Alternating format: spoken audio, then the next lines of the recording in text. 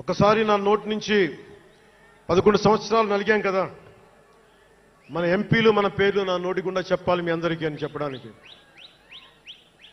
నాదెండ్ల మనోహర్ గారికి, కందుల దుర్గేష్ గారికి, ఎంపీలు తంగెళ్ల ఉదయ్ శ్రీనివాస్ గారికి, వల్లభనేని బాలశౌరి గారికి, కొణిదెల నాగబాబు గారికి, హరిప్రసాద్ గారికి, నిమ్మక జయకృష్ణ గారికి, లోకం నాగం మాధవ్ గారికి, కొనతాల రామకృష్ణ గారికి, పంచకల్ల రమేష్ బాబు గారికి, సుందరపు విజయ్ కుమార్ గారికి, చనిపోయిన వంశీకృష్ణ యాదవ్ గారికి, పంతం నానాజీ గారికి, బత్తుల బలరామకృష్ణ గారికి, శ్రీ దేవివర ప్రసాద్ గారికి, గిడ్డి సత్యనారాయణ గారికి, పులపర్తి ఆంజనేయులు గారికి, బొమ్మిడి నాయకర్ గారికి, బోలిశెట్టి శ్రీనివాస్ గారికి, పొత్సమాత ధర్మరాజు గారికి, చిర్రి బాలరాజు గారికి, మండలి బుద్ధప్రసాద్ గారికి, ఆర్ శ్రీధర్ గారికి, ఆరణి శ్రీనివాసులు గారికి,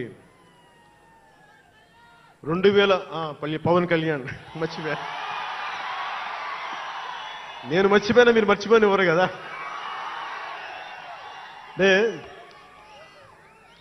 ఇది మన 11వ సంవత్సరం, వారు 11కి అంకితం చేశాం.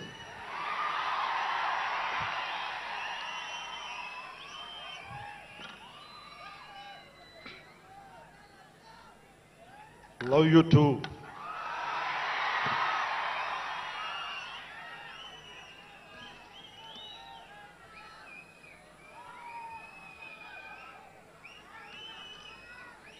అలాగే ఈ సభకి పోలీస్ వ్యవస్థ మీకు తెలుసు, మనం ఎంత నలిగిపోయామో. గత 5 ఏళ్లలో మనం ఎంత నలిగిపోయామో మీకు తెలుసు, ఎన్ని ఇబ్బందులు పాలు చేశారో తెలుసు. ఆ రోజు నుంచి కూడా ఈ రోజుకి వరకు నాకు పోలీస్ శాఖ అంటే చాలా గౌరవం. ఎందుకంటే పోలీస్ శాఖకి స్వయం నిర్ణయాలు చేసే హక్కు ఉండదు, డ్యూటీయే ఉంటుంది.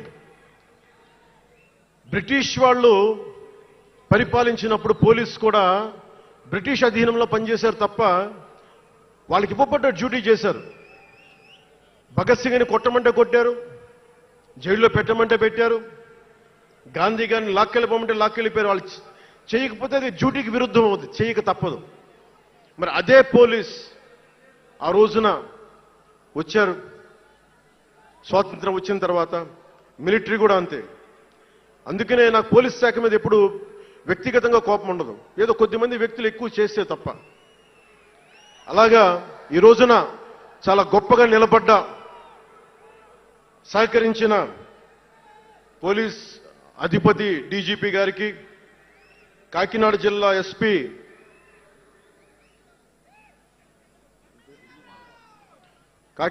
ఎస్పీ బిందు మాధవ్ గారికి, కలెక్టర్ శ్రీ షణ్మోహన్ గారికి, రెవెన్యూ అధికారులకు, ఇతర పోలీస్ అధికారులకు, మున్సిపల్ అధికారులకు, బందోబస్తు డ్యూటీకి వచ్చి అన్ని జిల్లాల నుంచి వచ్చిన నలిగిపోయి ఎండలో ఉన్న నా కానిస్టేబుల్ సోదరులకు, ప్రతి ఒక్కరికి పేరు పేరున నా హృదయపూర్వక ధన్యవాదాలు, హృదయపూర్వక కృతజ్ఞతలు.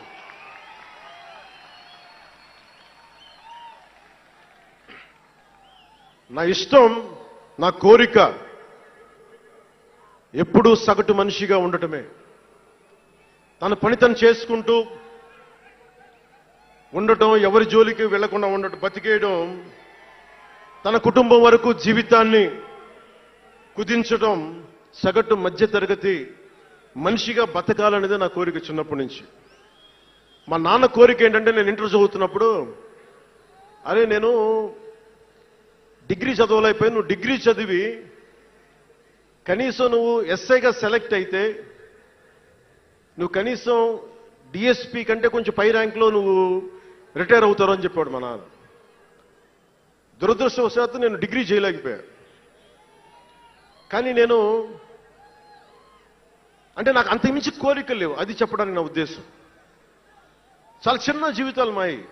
మా అన్నయ్య గారు ఏదో పొరపాటు యాక్టర్ అయిపోయారు తప్ప నాకు రావాలి నేను ఎప్పుడు అనుకోలే. అదే నెల్లూరులో, అదే ఫతేఖాన్పేటలో చిన్న ఇంట్లో ఇంకొక మామిడి మొక్క ఉంటే బాగుంటుంది అనుకున్న కోరిక తప్ప కోట్లు సంపాదించాలి, పేరు రావాలని ఎప్పుడు ఆశించాల. సో నన్ను ఎలా పెంచారు మా ఇంట్లో అంటే మీరు ఆశ్చర్యపోతారు. మొన్న నా friend Anand Sai TTD board సభ్యుడిగా నియమితులయ్యారు. అతను చెప్తా ఉన్నాను నాకు ఈ మధ్యన, నన్ను ఎలా పెంచారంటే మా ఇంట్లో అతని ఆనంద్ సాయి మాటల్లో, చిన్న తంబి అని తమిళ సినిమా ఉంటుంది, మన తెలుగులో చంటి అని సినిమా తీశారు. చిన్న తంబి కదా ఆనంద్, అవునా? అందులో హీరోయిన్ ఎలా పెంచుతారు ఇంట్లో నుంచి బయటికి వెళ్లకుండా,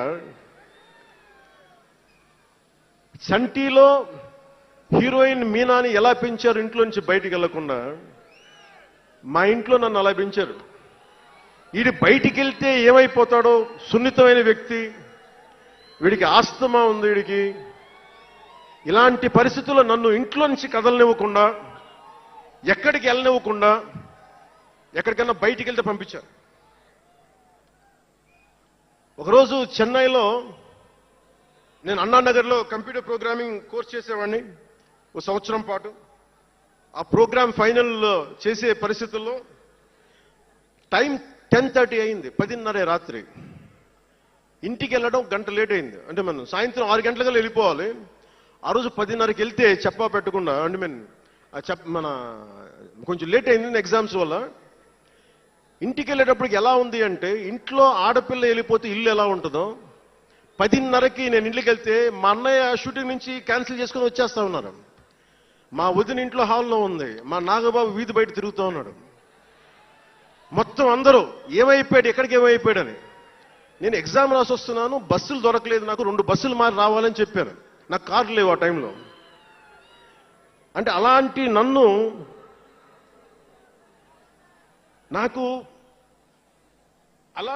పెంచారు. నన్ను మా నాగబాబు గారు ఇక్కడే ఉన్నారు, అడగండి, ఆ రోజు గుర్తుండి ఉంటుంది ఆయనకి. అలాంటి నన్ను